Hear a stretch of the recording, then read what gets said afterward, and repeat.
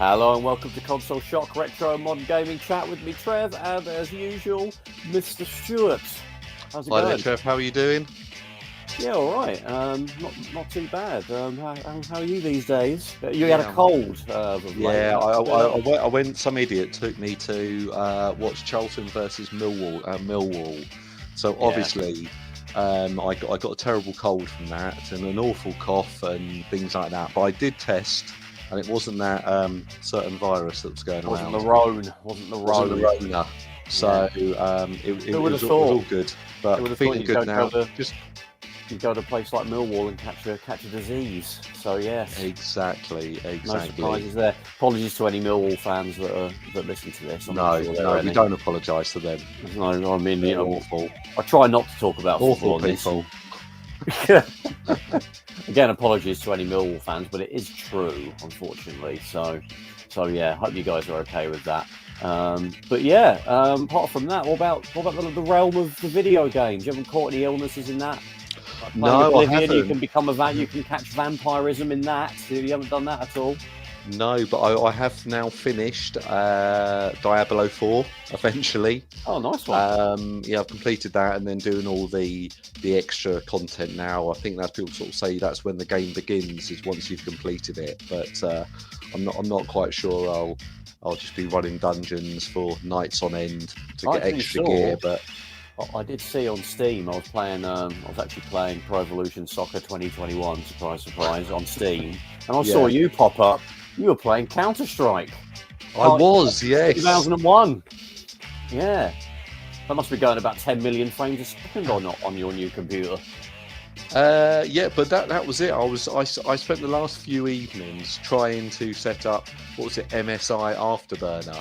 You watch all the Digital Foundry videos. Oh, you can overclock your graphics card and yeah. And I thought, I'm trying to do it, and I couldn't get it to work. I don't think you'll need that Counter-Strike. I think you'll be okay with just whatever your graphics card but it's running at. Yeah. I don't know. For some reason, I want that running. And but the point is, it doesn't work with CS:GO, Counter-Strike Global Offensive. It doesn't work with it. So, and then as soon as I played another game, it just popped up. And I was like, oh, there's me trying to play with all the settings, watch all these tutorial videos, and it just didn't work at all. With Counter-Strike, you've got to sort of mess around with it. So I found a video on how to do that. So with both bits of those software running, it doesn't seem to like each other running at the same time, I guess, or something. Yeah. No, I think there's some sort of thing you've got to do on Steam when you launch it. But other games through Steam also it works fine. So I'm not quite sure the reason. Yeah. So I tend to, my ROG Ally and my Steam Deck are my main platforms at the moment. So I don't want to. If I try to overclock the graphics card now, it'll be like cook my hands. So that's not really something I'll be looking to do. But to be honest, I watched the video yesterday of the new Ratchet and Clank running on a Steam Deck, and it runs really well. Yeah, it looks really amazing. Good. To be able to play that on a handheld not long after it came out as a new gen game, that's going to be pretty cool. I'm going to wait for a discount. It's like 50 quid at the moment. So I'm a bit of a cheapskate. But anyway, it's funny enough, it's been a while since we had a guest on. Not really because we're sort of purposely not having guests, but we're struggling really to... Well, we kind of enjoyed just me and you sort of chatting on the various junk that we talk about. And I think we've actually probably hit a lot of the people we've ever wanted to talk about, certainly when it comes to YouTubers. But today, we've got a friend of the show coming back. I don't know why he wants to appear on this low-grade, low-quality stuff. But, I don't know why we do, really, apart from this fact it's our podcast. But we want to welcome back, once again, Dan Wood. Thanks for joining us again, Dan. Hey, guys. I always love coming on and talking to you. I think I was looking then. I think this is my fourth appearance on this podcast now. I think it's your fourth. Yeah, I think it's your fourth. Last time was about a year ago, I think. You keep coming back for more punishment. You can't shake me off that easy. You haven't blocked us on Twitter or anything yet, so or X as it's called now. Get it right. Yeah, so I keep looking at it on my phone, like, hang on, where's Twitter gone? I'm like, that's it there. So do you send an X now? Is that what you say? Just a post, I think it's called. Although, because originally people were guessing would it be like a Zeet, with an X or something? That might have been quite cool, but yeah. It's going to be a while to get rid of that sort of programming we all have of Twitter before. Well, actually, I think it will go back to the way it was at some point. It'll be a big failure and he'll backtrack. I know he's very reluctant to admit defeat old Musk, but you might have to in this one. The marketing of the old Twitter is far too. It's like Hoover saying, "Oh, we're going to call our vacuum cleaners Fergalberg from now on." You know, it's just not really something you're kind of swimming against the tide. And it always feels like, that when I'm opening the app on my phone, it kind of feels like you're opening, not that I've got any of these on my phone, but kind of like an adult chat app or something like that. Yeah. Sleazy X. Yeah, or like the Xerox printer assistant or something. Yeah. That's better. That's a bit more family friendly. Yeah. Yeah, you went straight to the adult sort of realm there, Dan. Not sure what to think about that. But yeah, well, thanks, Sam, for coming back on. And funny enough, we were sort of chatting. We always have a little, we join the recording, and before we actually hit the button to record, we do sort of chat and sort of catch up and everything before we actually go ahead. But Dan was making us all feel really good because we were just talking about how consoles that in our eyes, probably the things that came out when we were in our 20s, which unfortunately is a long time ago for most of us. I think for all of us. Sorry, guys. They're actually, they're 20 plus years old now. So yeah, Dan, you were talking about like the Xbox 360. I mean, God, that's like 2005 that thing came out. It's going to hit 20 years soon. Yeah, but I think about 18 months away, and then it's going to be 20 years, which is, I mean, it's weird though, because I mean, the servers for them are still online for many 360 games. And I think obviously the reason of that is, I mean, Microsoft have been really good with the backwards compatibility on the Xbox One and the Series X. I mean, every year I buy the latest Call of Duty game, even though I keep telling myself that I won't. But then, I generally catch up with my mate and my brother as well. But we generally always find that we go back to like Modern Warfare 2 from 2008, 2009, whenever that was. The comfort food. That's the thing. There's still people playing it. I mean, they're still very active, and I imagine that's a reason, that they're keeping these servers alive, probably because their backwards compatibility is there. But the fact that there's still these really active communities around these games that are knocking on 10, 15 years now is pretty nuts. Yeah, no, exactly. So, I mean, it's annoying for you probably in a sense with Call of Duty because it's not, it's looking like it is going to be on Game Pass if the acquisition happens with Microsoft. But also, a bit similar for me and Stu with FIFA. But the good thing about that is it ends up on Game Pass. I mean, it's not when it comes out. It's about 8 or 9 months later. But I'm happy to wait for that and not pay 70 quid, for it. So yeah, that's kind of an advantage that you have if that's what you're into. But yeah, Call of Duty is like an older franchise, and a lot of the people that are playing it, these days, which is kind of insane to think about. And another funny point that we kind of stumbled on, we're talking about the Xbox 360 that is now quite old. The Retro Gamer magazine. I dug out. I bought the first issue of that in 2004 when it started. And thinking about it now, I mean, the sort of it was showcasing in that. Obviously, it was talking about things like it was mainly 8 and 16-bit was kind of the nostalgia boom at that point in time. PS1 and things like that. They weren't. I think we were kind of getting to that point where we were getting nostalgic for them, but they weren't old enough really. The PS1 was only sort of like, shade nearly bang on 10 years old at that point, which is, can be a lifetime in video game sense, but not really. And now, like Retro Gamer, like now, the PS2 is now older than the PS1 was when that came out. In fact, the PS2 was the current platform when Retro Gamer came out, and it'll have adverts in there for PS2 games that had just come out. Now, that's now a platform that they cover as a nostalgia thing, which is insane. And again, just makes you feel really old. It's funny when you look at, they do those kind of, in the early issues, it was kind of back to the 80s, wasn't it? And back to the 90s. And now it's always generally like back to 2005. And I look at it and I'm like, that wasn't that long ago. But weirdly, when I look at the movies, because I think they were covering stuff like Flight Plan, the Jodie Foster movie, and 40-Year-Old Virgin as well. And actually, that does feel a long time ago that those films came out. Yeah. Those sort of teen comedies from the 2000s, like American Pie and all that stuff, are like, I watched Jane Silent Bob Strike Back not long ago, and that's like over 20 years old now. And I'm like, Jesus, that was right up my street when I was sort of in my late teens, early 20s. And it's kind of lots of cultural references that a Zoomer wouldn't really understand. Even episodes of The Simpsons, watching that on like Disney Plus, and the references to old TV shows and sports events and things that are now just would completely not mean anything to anybody, who wasn't alive at that point in time.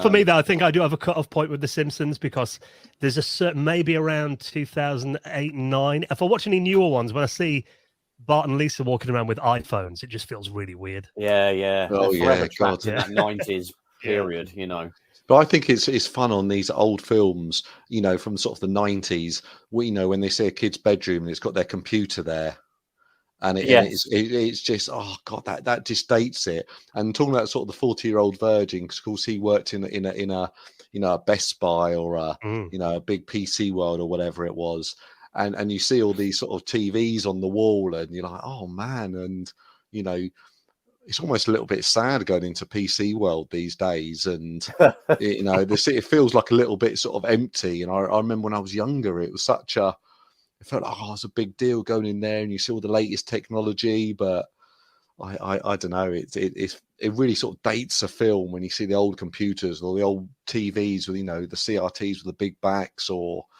it's just odd.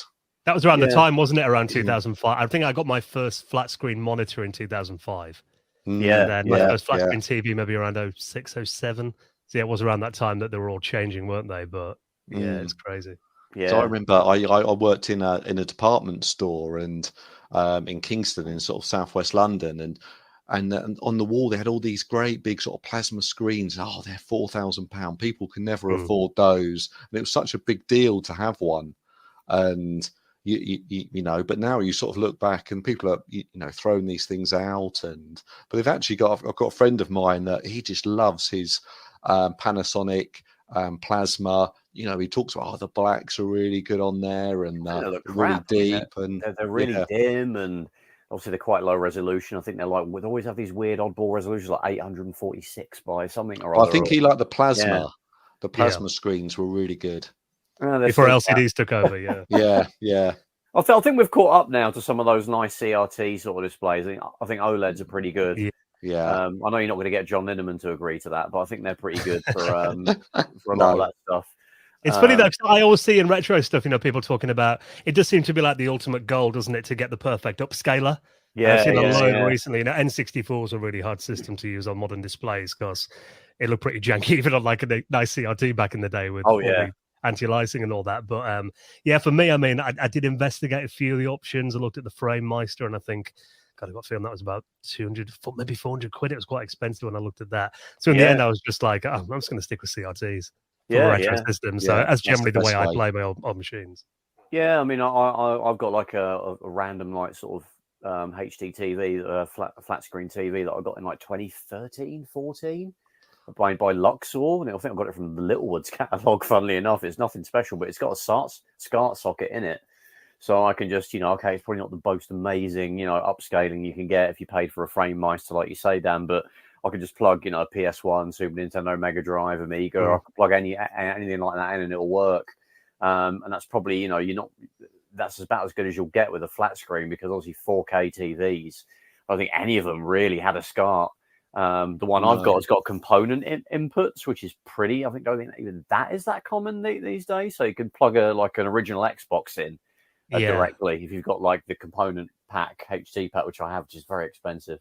My TV's got the same, weirdly. And I was trying to think. I think the only thing I ever used component for was my first Xbox 360. I had one of the ones before they put the HDMI port. Oh yeah. But that's the only thing I've ever used, I think, with component.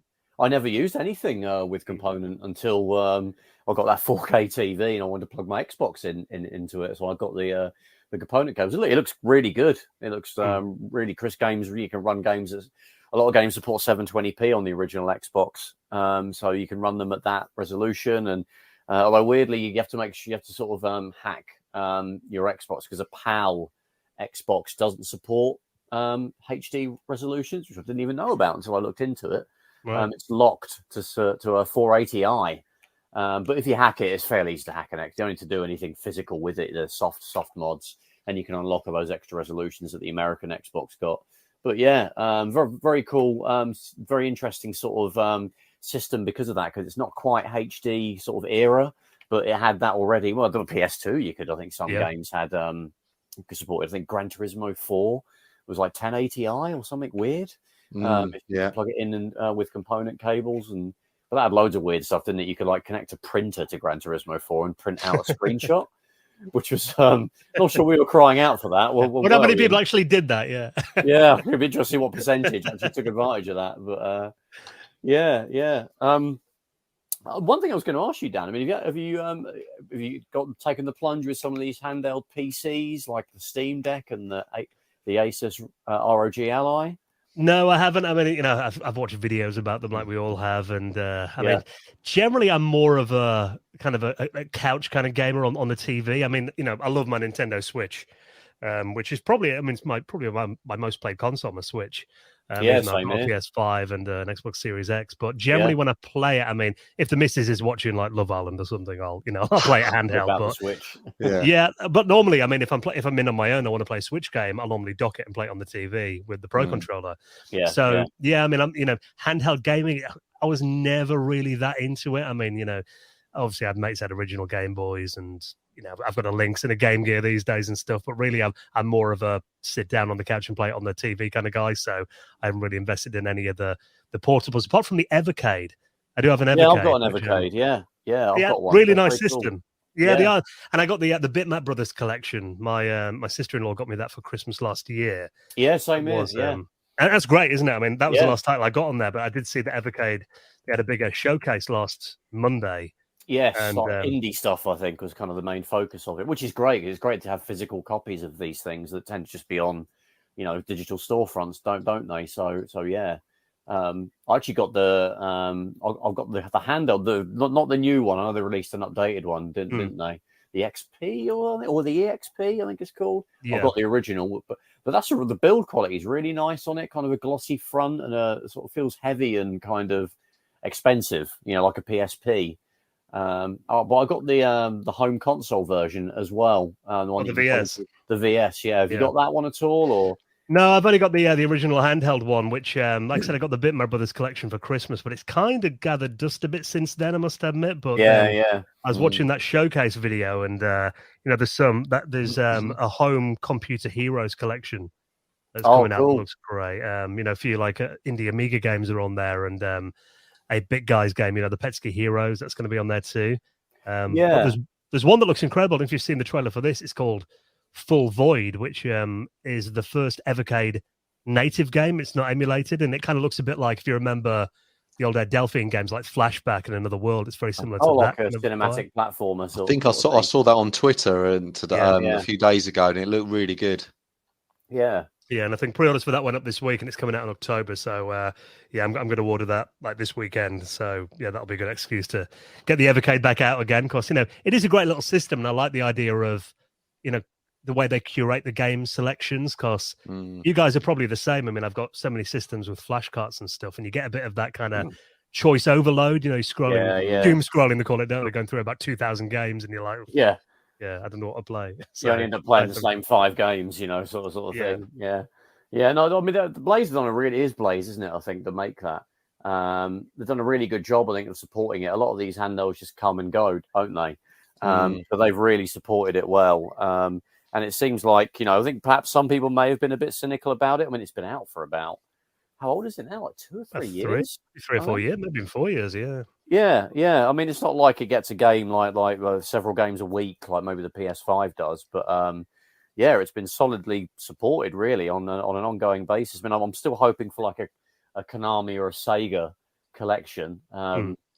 Hopefully, we'll get something like that. And there is a bit of jankiness with the verses because some cartridges don't work on it, like the Namco Museum.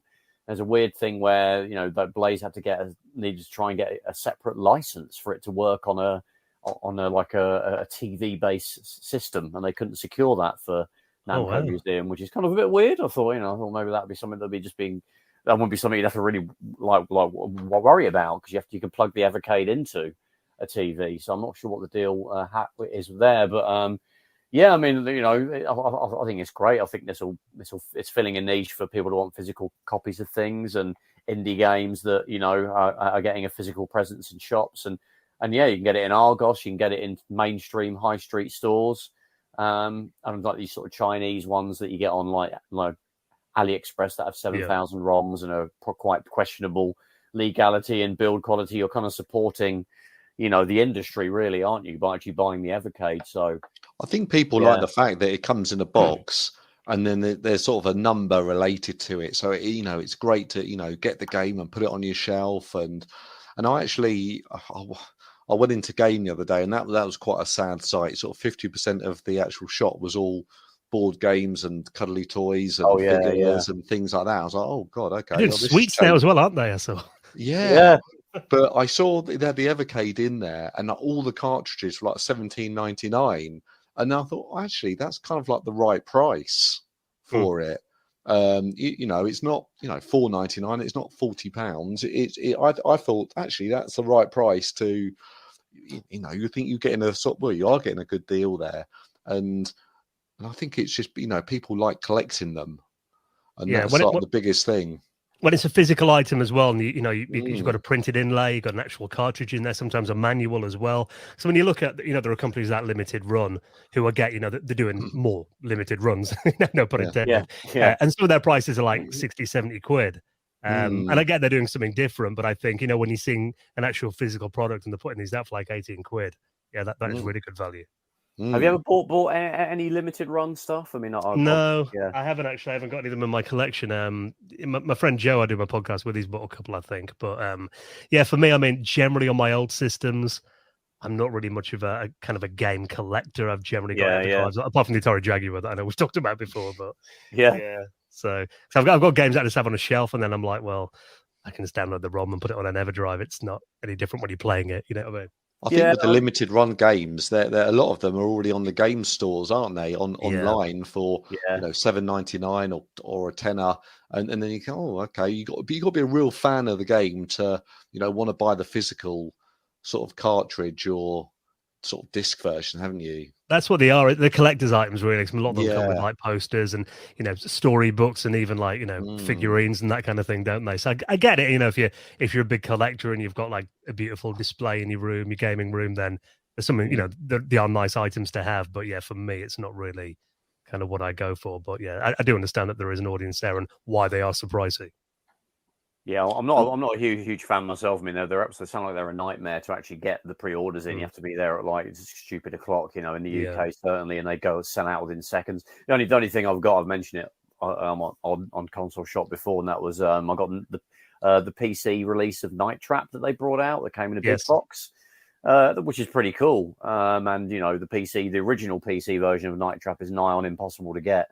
The original big box version. So, and I actually picked this up on eBay. I think a lot of the time people go crazy, like scalpers purchase loads of them, realize that no one's actually interested, and they have to sell them at, either at cost price or cheaper. So I got it for a bit cheaper than you would have done.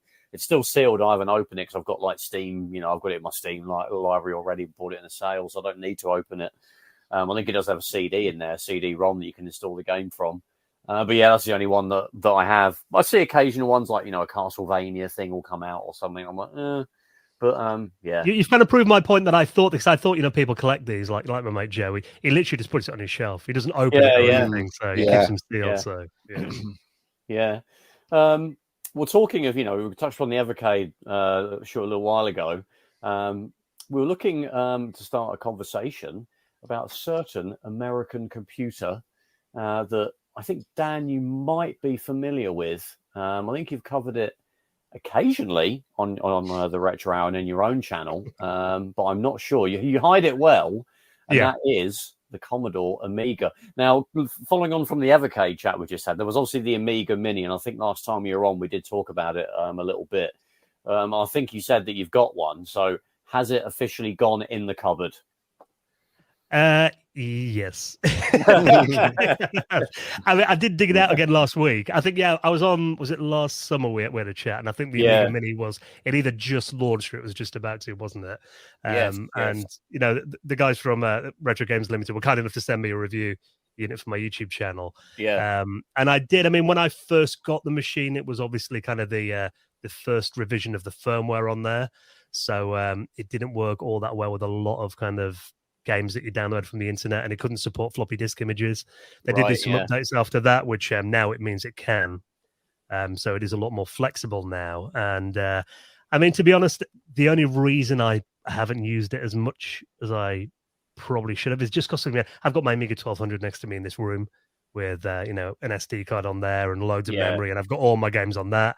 In my my gaming room, I've got a CD32 set up with a CRT, and again, all my games I want to play on that. So really, it's nothing that I've had an urge to play in the house as such, but I've took it around friends' houses a few times. Like my brother, he's 5 years younger than me, so he grew up with the Amiga as well. So when I went up there a couple of months ago, he said, so I used to bring the CD32 up now and then, for a few games after a couple of drinks, but instead I bought the Amiga Mini up, so we hooked that up to the TV, and that was a lot easier than trying to plug in like an Amiga 600 into a recent TV, just having that HDMI output. So for that, it was really good. And I think, for that kind of situation, I took it away to Amiga Germany that I went to a show last October as well. So we had a few, games in the hotel and stuff like that. So I think for those occasions when, if I'm visiting someone and they want me to bring an Amiga for, a friend that maybe I played Amiga games with back then, it is good for that. And I got it out the cupboard this weekend, actually just gone, because there is now I'm probably going to pronounce this wrong. It's basically a nice image that you can write to a USB stick, and it is pretty much a full Workbench install. Yeah, that was quite recent, actually. Yeah, I saw that. Yeah. So I think it's something like Amiga Mini, Ami Mini, or something like that is called. Yeah. And it's a 32 gigabyte image. So you download that, you write it to a USB stick. And it's got all your WHD load games are on there. Pretty much every Amiga game you can think of. It's also got stuff on there like all the demo scene demos that you'd want to check out, all playable from a menu, and it's even got stuff like Deluxe Paint and all the old applications as well are all in there. So that's pretty cool. Having those available now on the Amiga Mini is a bit of a game changer. Being able to use it as an Amiga computer as well as just kind of a consoleized version of the Amiga. Yeah, I'm kind of, I do keep an eye on it. I mean, obviously I'm the same as you, Dan. I've got real Amigas that are kind of set up, exactly how I want, and I can play them like that. The trouble is I don't have like a spare room that I have this sort of set up in, so I have to sort of make a point of getting it out, plugging it in, which is a bit of a faff.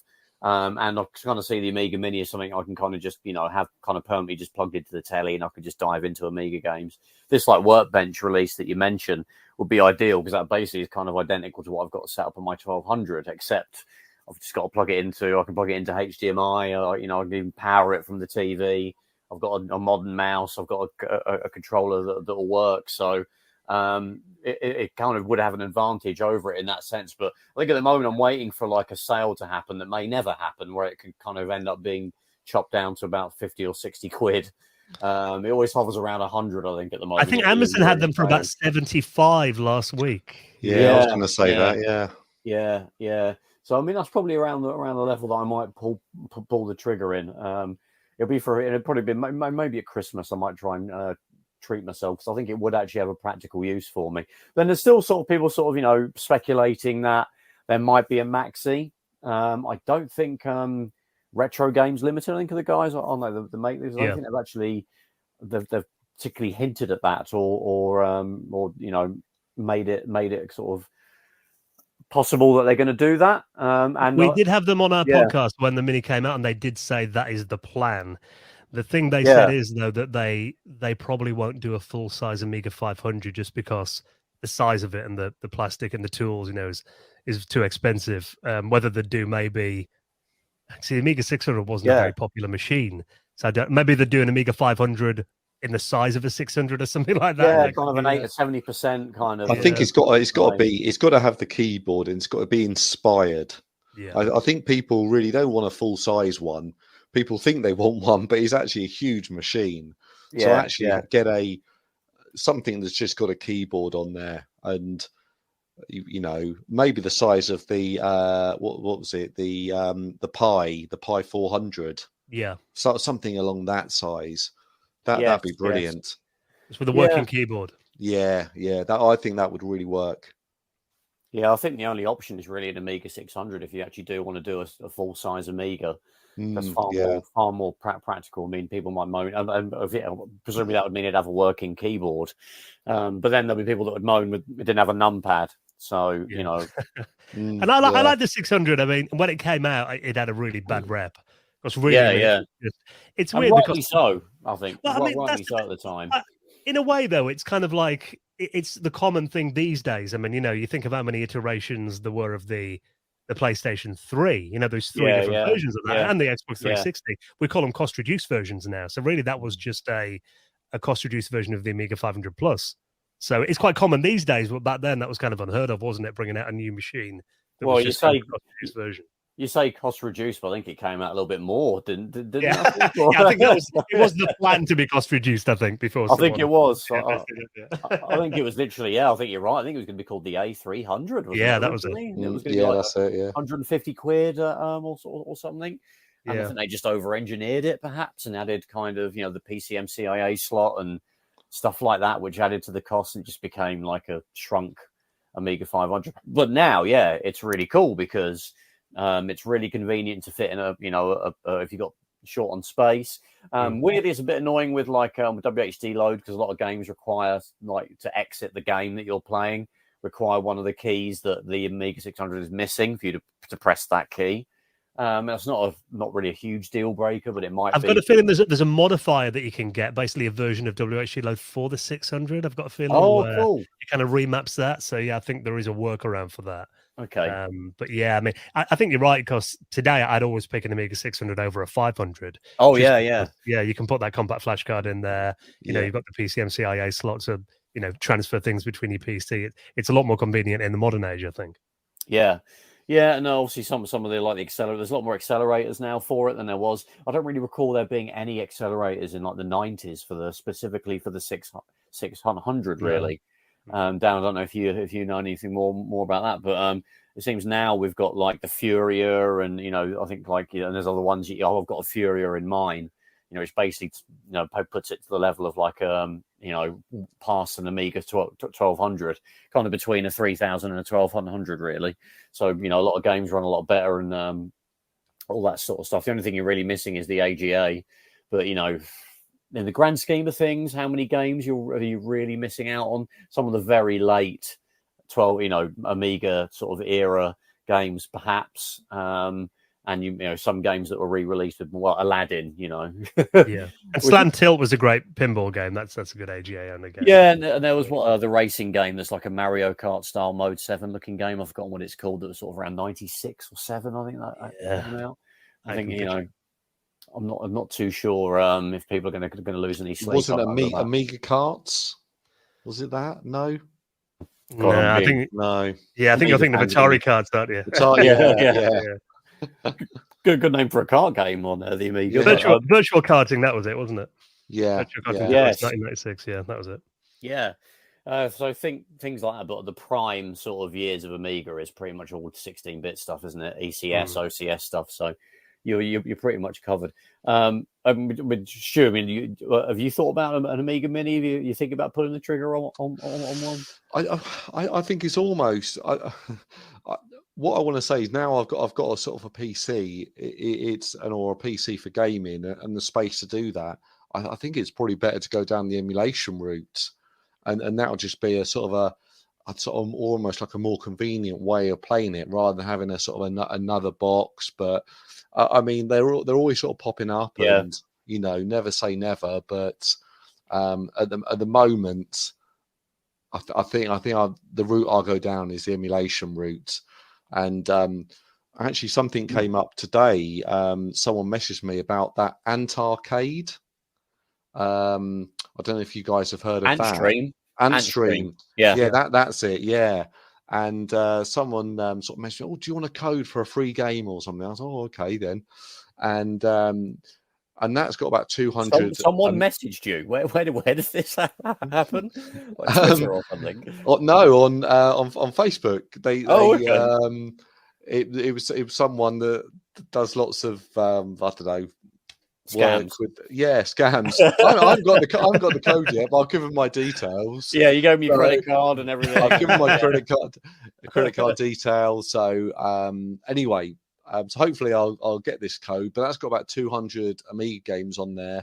And I like the way it's sort of set up with the sort of challenges and things like that. And I looked into it prior to that, and it's almost like actually that's the right way to do it. It's what Dan mentioned earlier is sometimes, you go on and you download one file with 5,000 Amiga games on there, and you end up, not knowing which one to play, and then playing them for, 20 seconds and then trying another one. And then you end up not actually enjoying it. So having a little bit more of a curated experience, I think that's the way to go.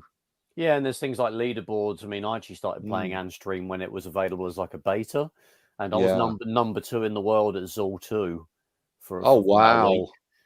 so that's my. I wonder who was number 1. Probably Billy Mitchell. Yeah. I was like the Steve Wiebe to his Billy Mitchell in Zool 2 on the Amiga version. How long did you have to play it to become number 2 in the world at Zool 2? Basically complete the game, but not as well as the person that's number 1. Oh, right, okay. That's basically it.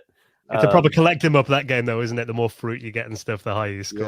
Yeah, it's just so European platformer, it hurts. You got to collect 100% or get to not 100, there's really a percentage of whatever that counter is really, how it measures the sweets that you're collecting. And then, you can get to the exit. It is a good game, though. That's not me, saying it's rubbish or anything. It's one of the better European platformers. But yeah, Antstream, I think it's actually just been... I don't know if it's actually available now, but it's coming to Xbox Game Pass. Yeah. Is it? Oh. Yeah. So you'll be able to play all these, there's tons of Amiga games on there. It is it's not completely ideal because it is a stream. You're not downloading an emulator and then playing it, on the device. You're basically streaming it like xCloud. Although xCloud is better now. I did play Gears of War 2 on it. On my Asus on my Roggally. I'll just call it that now. It's just a stupid name. That's the easiest way to say it. And it was fine. It ran pretty smoothly. Obviously, there was a bit of lag compared to playing it, just on an Xbox 360. But I wasn't feeling like it was impacting my experience of the game. So but obviously that's my internet is like pretty decent quality. I live in London. So probably same for you, Stu. You've probably got fairly decent internet. Someone that lives, out in like yokel land somewhere, they might struggle with it, even with Antstream. So, but again, Amiga games are only like how big was Zool 2? Like 2 megabytes. Yeah. It's not going to break you. You want gigabit of Virgin Fiber, is it? I guess. Yeah, but in a weird way as well, like because they're sort of very twitchy games, you might notice a game that's being streamed to you. Essentially, you're just playing a video of it that you're controlling, isn't it? You might actually feel it a bit more. I do remember feeling it that lag with Zool, because that is a very precise game and twitchy game that's a bit all over the place. But still, I think it's great. I mean, it's the first time a lot of these games have been available in a sort of a non-piracy way, isn't it? So yeah, and I love the fact that you can basically games that were previously couch-only multiplayer games. Like I think Chaos Engine was on there last time I looked. That you can now play online. So it connects you to maybe someone like my brother lives 300 miles away. So the fact that I can play these previously local multiplayer games now online, I think is really cool. Yeah, you can still beat him and do the classic bigger brother. Just can't punch him in the arm now. Unplug the controller while he's going to get a cup of tea. It's a great service. I think actually we had Retro Gamer Boy on the show quite a while ago now, about a year and a bit ago, and he's actually involved in it. I think he's actually sort of part of the team that put it together. Mike Rouse, really good channel, by the way. Hi, Mike, if you're listening. Retro Gamer Boy, he was involved in it. So really interesting. I think he mentions that when he was on our show as well. It was a while ago.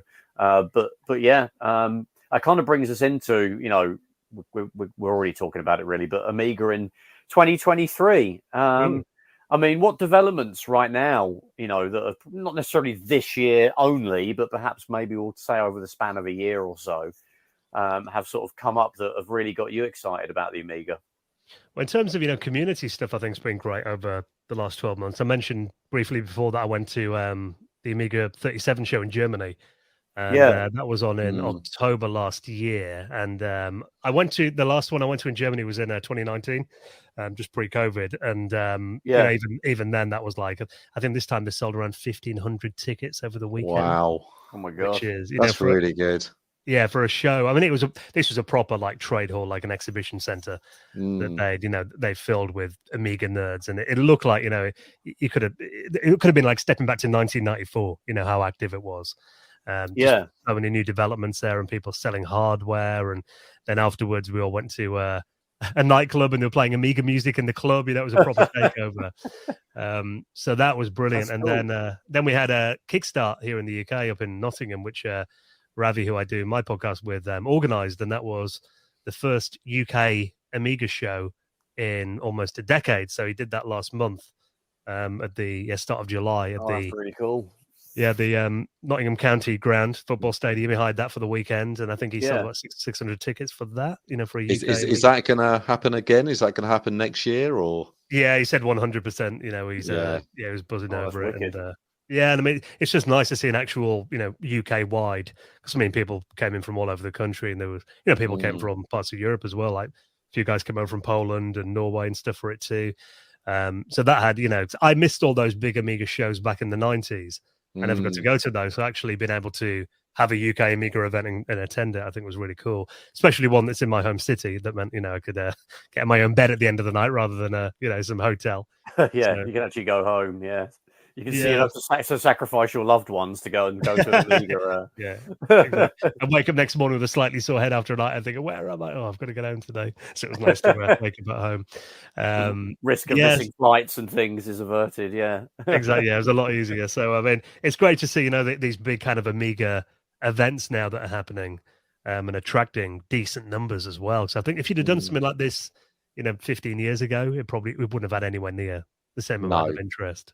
Yeah, I mean, do you think? I mean, I can't imagine it myself, like sort of young people getting into it, but I can't imagine like all of these people are people that were into the Amiga in the 90s. I think surely for these numbers to get bigger and bigger, there are just new people coming into the Amiga scene. Is that your experience? Yeah, I did chat to people that were, maybe, they were fans of other computers or, they're just into retro in general. And, there's a retro event on, so we'll go to it.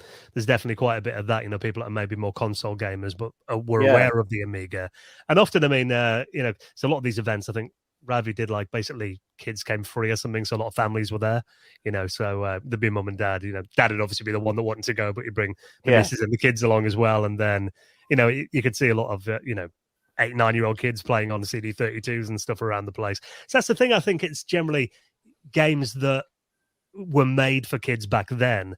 They've still kind of got that thing that attracts kids today, those kind of primary colors and the music. And so I can play like, Double Dragon Neon. I play that on the Switch with my nephew. He's 10 years old. Want to go back, and he loves a lot of the retro games on the Switch. He loves the old Sonic games and stuff as well. So I think there is definitely an element of, a classic video game. It's kind of like an old movie. It's timeless. Really, I think it's in that sweet spot, isn't it, the Amiga? It's not too old that the games are a bit abstract and a bit weird looking, which might be off-putting, like what you could possibly say about the Commodore 64 and the Spectrum with the funny colours and the blockiness and just the jank that you get with early era games.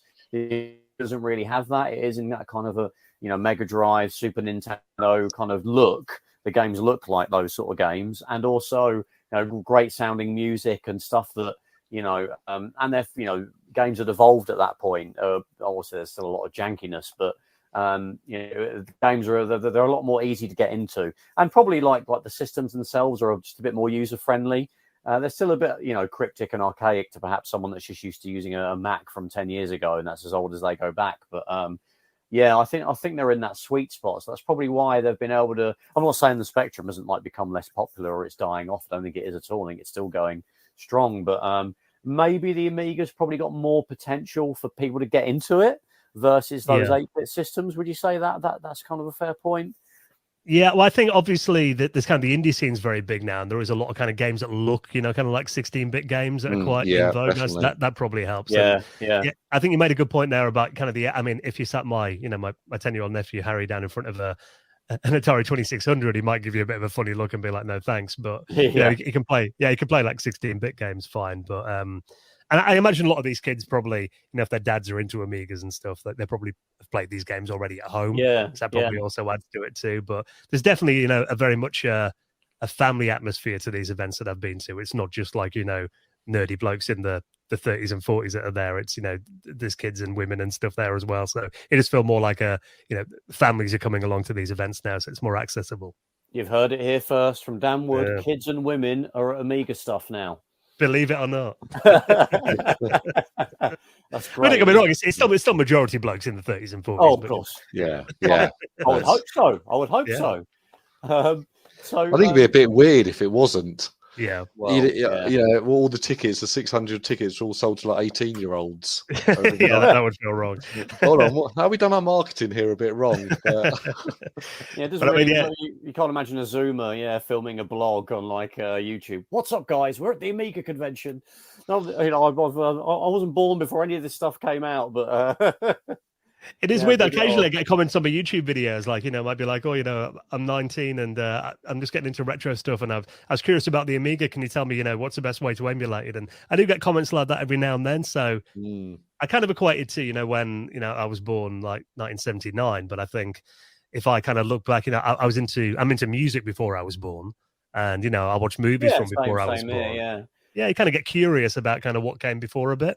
It's interesting though, because when you think about, when you go between generations, like what our generation coming up is to like someone about to hit 20, the 90s, I guess, to them, is what kind of the 60s and 50s was to us. Yeah. And to be honest, for the majority of popular culture from those eras didn't really interest me much, apart from, as you say, there's some films and movies that kind of carried over to our kind of, that would appeal to us. But it seems like people that are where that they look back to before they were born, and that's the 90s. And I was reading like an article on the BBC about a huge boom in like 2000s nostalgia with people in their late teens and the early 20s, and a lot of those people are either just born or they weren't born yet. And it was like, when I think about when I was a kid, I wasn't interested in like what was happening in like 1981 and 2, which is the year or two before I was born. There was no point in my childhood or teens or anything, apart from like films like Star Trek and stuff that had come out already.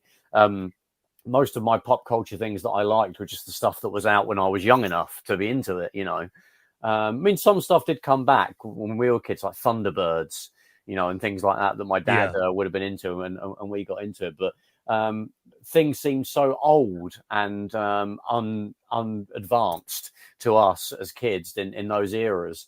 And I think society has kind of not stagnated, but there's been sort of there hasn't been such big leaps, perhaps, in like the subsequent jump from the 90s to perhaps now. Now, there was still an internet, and it wasn't as advanced, but it was there.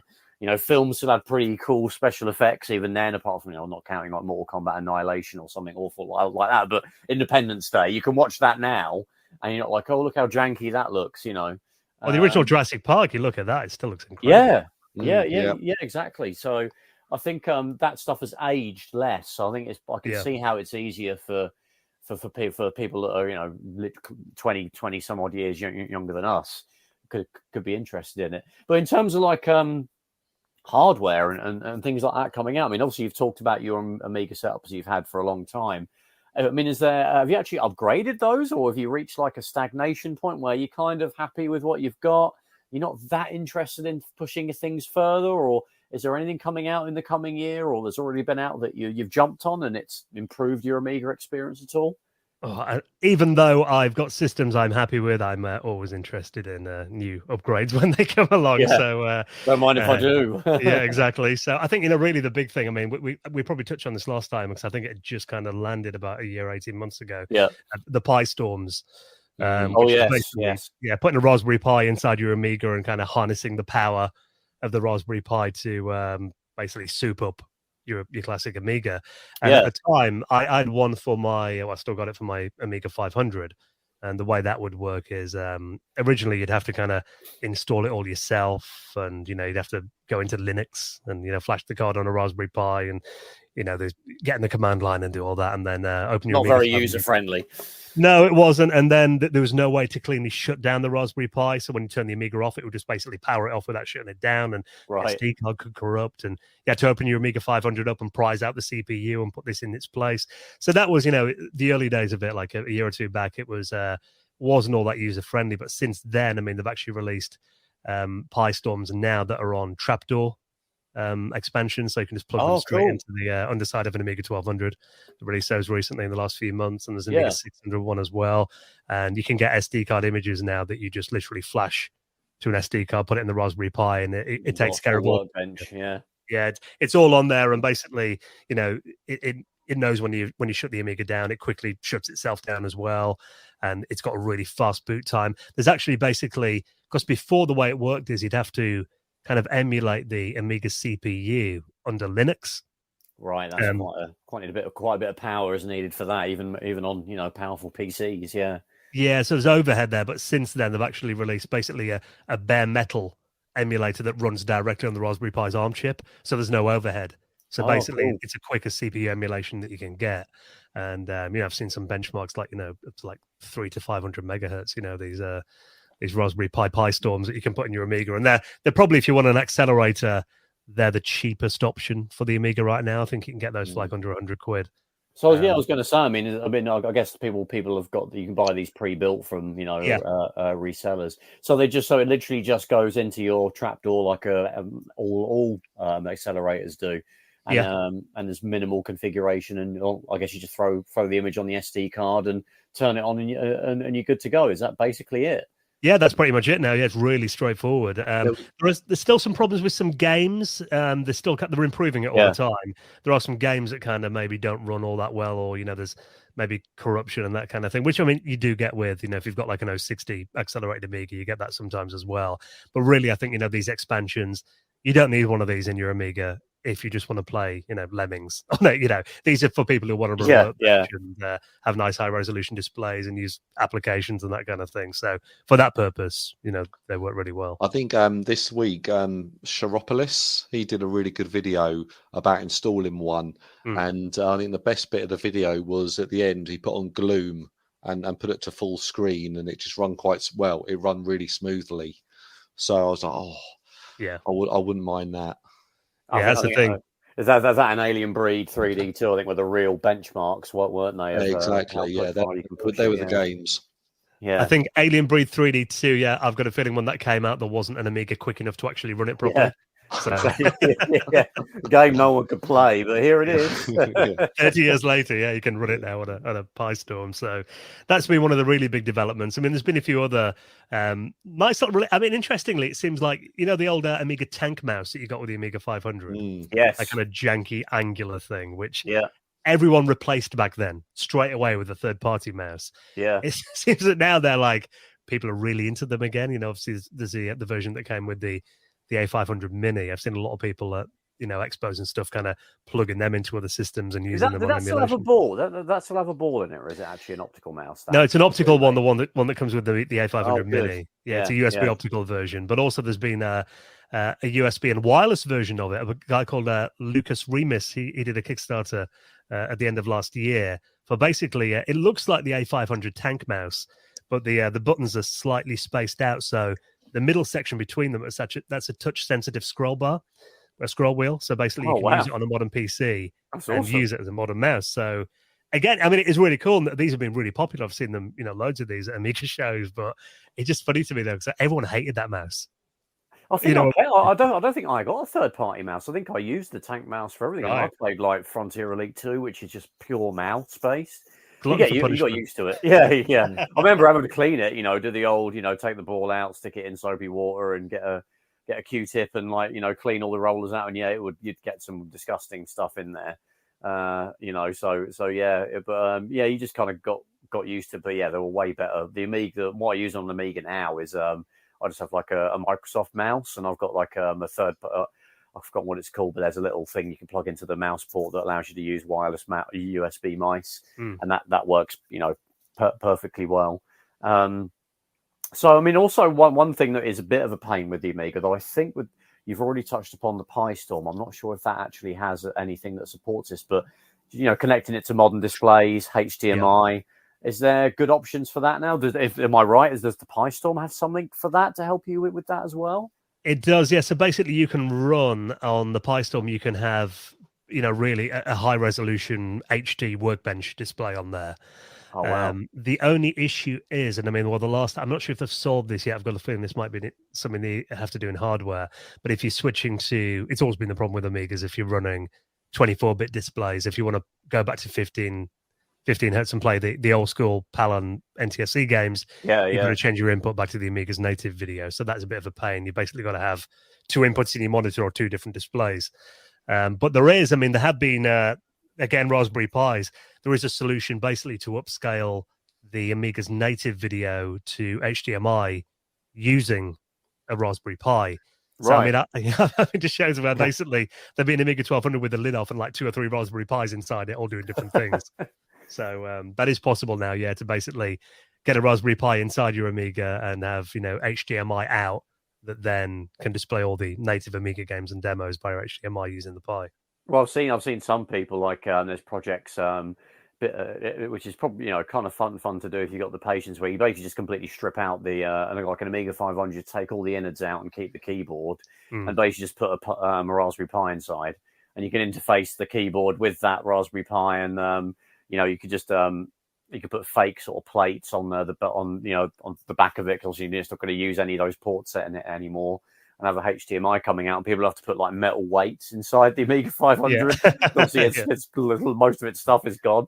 But that's kind of cool, because it is, looks like an Amiga 500, and it kind of works like one. But you've got a Raspberry Pi, and I don't mean they're just using the Raspberry Pi in an Amiga case. They are running like a workbench, an emulator, and all that stuff on there. I mean, if you've been tempted just to do that, to strip the guts out of it. I've seen those before. I mean, there was one I saw in, of course, there's an Amiga event in Ireland that happens every January. The last one I went to was 2020, just before COVID. And there was a guy there who had that. He had Amiga 600.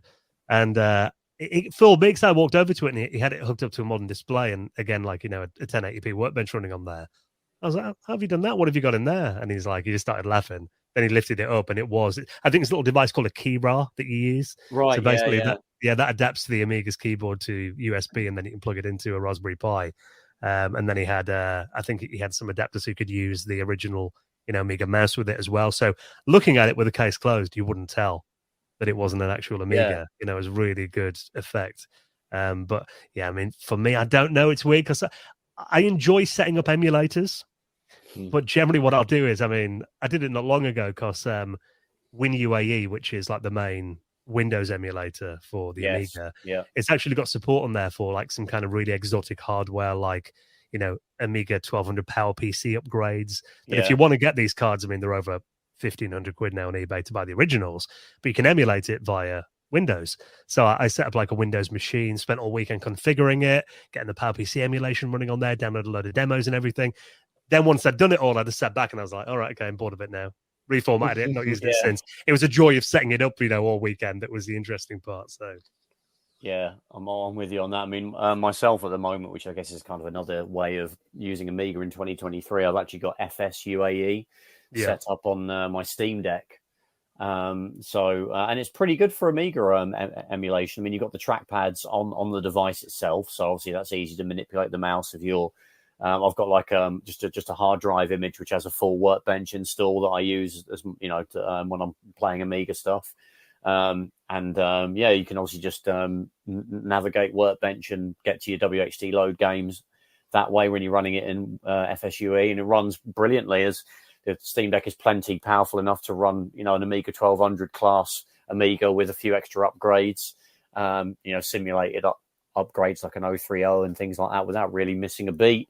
And playing, cannon fodder, and again, that's fairly easy to do. We've got the trackpads, and obviously that's a mouse-driven game, but you can do that fairly easily with the Steam Deck, and also you can obviously plug it into a TV, and you don't necessarily have to sit with a keyboard and a mouse with you. You can invoke the built-in sort of software keyboard that the Steam Deck has with Steam OS. You can use that if you ever need to press any buttons, which you do sometimes. One thing I noticed playing Desert Strike, which is a great port of the Mega Drive game, you do need to use like some additional keys to switch between your weapons, and obviously when you're playing the Mega Drive version, you've got enough buttons to cover all that stuff. But the one button of Amiga joystick, you're not quite there. So games I've like got a feeling Desert Strike was one of the few Amiga games that did support a second button. I think if you plug a Mega Drive pad into the Amiga, You can then right, use to change the weapons. I remember doing that when I was a kid. I think you'll still need the keyboard to bring the map up and see what your missions are and all that stuff, and obviously to pause it. But yeah, you can invoke like the SteamOS keyboard, which is means you can sit at the couch and you can still use your Xbox controller hooked up to your Steam Deck and play Amiga games. You might run into a bit of trouble when you need to use a mouse, although you can do a short. You can hold down a couple of buttons on the Xbox controller that the Steam Deck will cause the right joystick to become a mouse. That's not really ideal for a game that's good. But obviously, you can just connect a mouse to the Steam Deck. So that's a pretty good way of playing Amiga. And I've got to say, I think emulation now as well has got to the point where it is great. I mean, there's a guy who messaged me on Facebook the other day, a guy called Gaz. And he was an Amiga developer back in the 90s, and he's got a really nice Amiga 1200 setup. He's got like the PowerPC 060 upgrade in there, 24-bit graphic. I mean, basically, this is a machine that he kitted out back in 97, 98. It's his baby. But then he said to me the other day, he's like, I'm going to sell it. I'm just going to get an Amiga 500 Mini. He said it can do everything I want. And, when I showed him that Workbench install, he's got a Mini now with that on there. He's trying to figure out how to... The only thing he wants to do is get the Amiga 500 Mini connected to the internet. So he's basically going to write himself a little driver so he can use a USB Wi-Fi adapter on it. And he's kind of going the other way as well, I think, because most people want to plug it into an HDMI, output. He's basically going to downscale the HDMI back to a CRT. So it looks a bit more authentic. But to him, I mean, that it was enough. It's good enough to basically... for him to get rid of his machine that he's had for 25 years and sell it. So it's at a point now where it's quite significant. Yeah, it is. Yeah. Stu, you looking at eBay right now to get yourself an Amiga? On my screen in front of me, I've got the Pi Storm. I'm looking at that. I'm looking at limited run games. I'm looking at Antstream, all the things we've talked about. It's terrible doing this podcast and because I'm sitting here going, money. Right, how much is this? And just to update earlier, at the moment you can get Amiga Minis for $78.99 on Amazon. So that's not bad. I think you got to get one, Trev. And so there's loads of options there sort of for you, but it's absolutely terrible. And the same thing is, when you're watching, one of Dan's videos, or you listen to the Retro Hour, I'm always, that sounds really good. I'll look into that. And, the problem with lots of these retro things is, they're always sort of, they're homemade, or they'll be making, 50 at a time, and you've got to get onto a list and to try and get a hold of these things.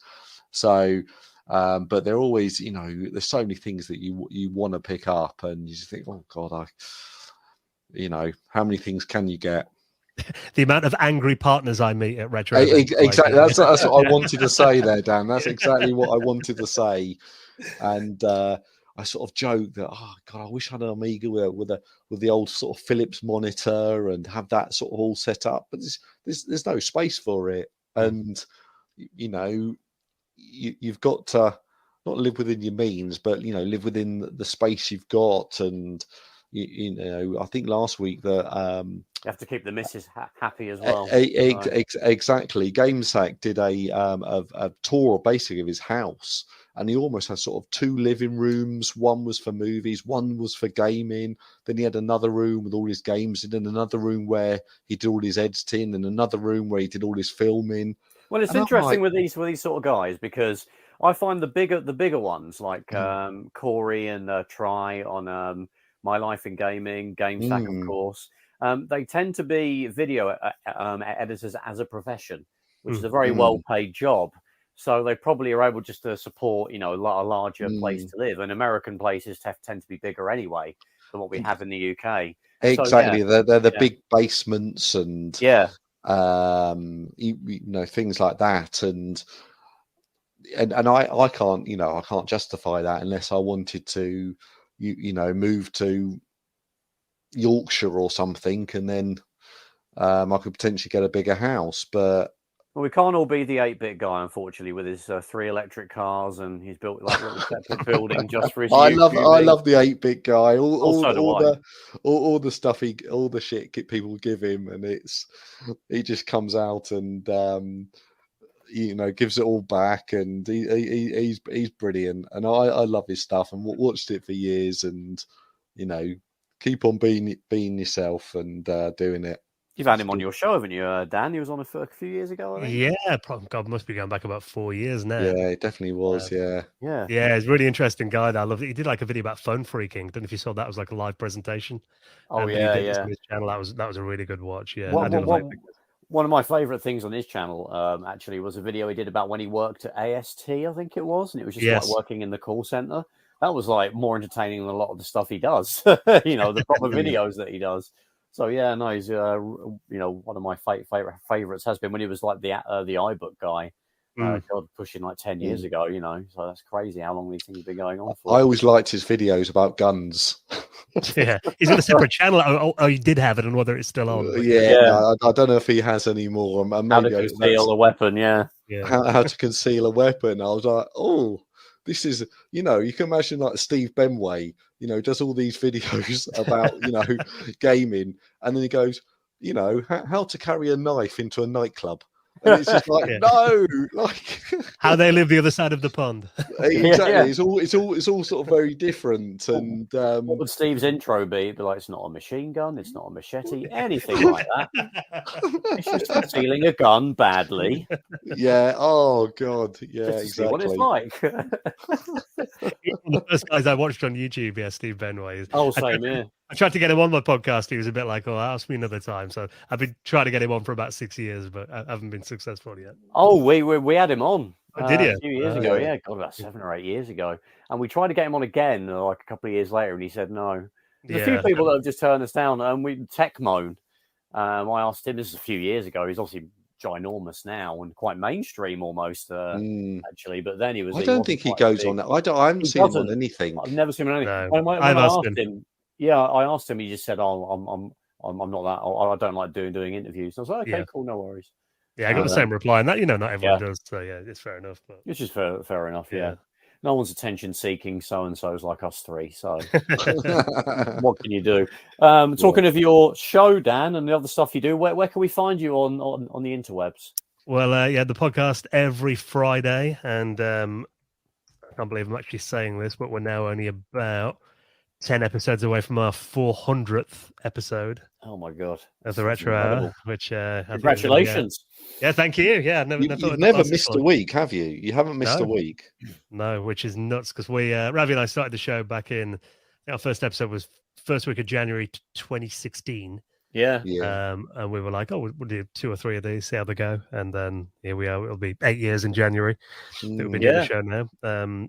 So yeah, that's still going well. I mean, we've done some interesting episodes recently. We did one all about the Dreamcast kind of homebrew scene this week. Yeah, that was good. We did one about cyber cafes last week as well with a lady who founded Siberia, that was the first cyber cafe in the UK in London, and that was like one of the first online gaming places. That was good. Oh, cool. We had Todd Fry from Atari, the guy who did the Sword Quest series and the infamous Pac-Man port on the Atari 2600 he was on recently. Oh, yes. Yeah. Yeah, so it's new episodes every Friday. So like I said, we've got about 2 months worth of guests, and actually Ravi and Neil from RMC are going to an event that I normally go to with Ravi over in Norway called Retro Messe. Unfortunately, I've got a family event on, so I can't make it this year. But Ravi and Neil are going out there to record a bunch of panels out there for the podcast as well in a couple of weeks' time. Oh wow, so that's cool. If anyone hear that in Sandefjord in Norway, I think they're there weekend after next. So yeah, plenty going on. That's out every Friday, retrohour.com, or just search for the Retro Hour on your podcast app. And then I've got my YouTube channel. Just search for Dan Wood on YouTube and you'll find me there. Cool. Cheers, Dan. And Stu, where can you find our nonsense? Nonsense. Find us on all podcast clients. So just search Console Shock and a big red logo will appear. So you can find us on Twitter or X as it's called now. You can find us on YouTube and Facebook. So yeah, you can find us absolutely anywhere. Yeah. Thanks, Stu. So yeah, just throw Console Shock in your Google machine and you'll find us.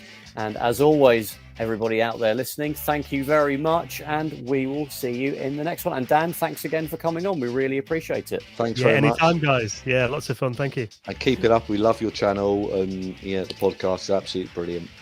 Yeah, thank you guys. You too. Look forward to talking to you again at some point soon, hopefully. Cheers. So thanks, guys. Catch you later. We'll see you in the next one. Take care.